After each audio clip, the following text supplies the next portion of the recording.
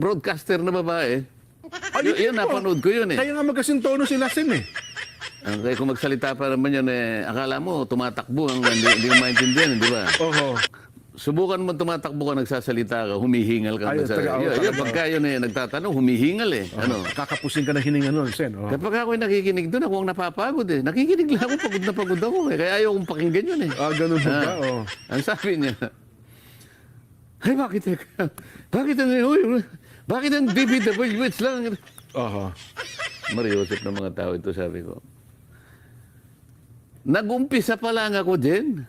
Unang hearing niyo pa nga lang po, Sen eh. Unang hearing pa lang ako. Oho. Alam ba niya kung gaano kalawak? Alam ba niya kung gaano kalawak ang multong kinakaharap ng ating bansa? Ang problema sa ganyang mga tao, lalahatin ko na sila, mga ganyang uri ng tao. Yung mga ganyang sariling kaisipan. Mapa-broadcaster ka, o kung ano man, basta ganyan kayong mag-isip. Pati vlogger, Sen, marami din ganyan. Pagka ganyan kayong mag-isip, talagang wala na akong magagawa sa inyo. Opo. Okay.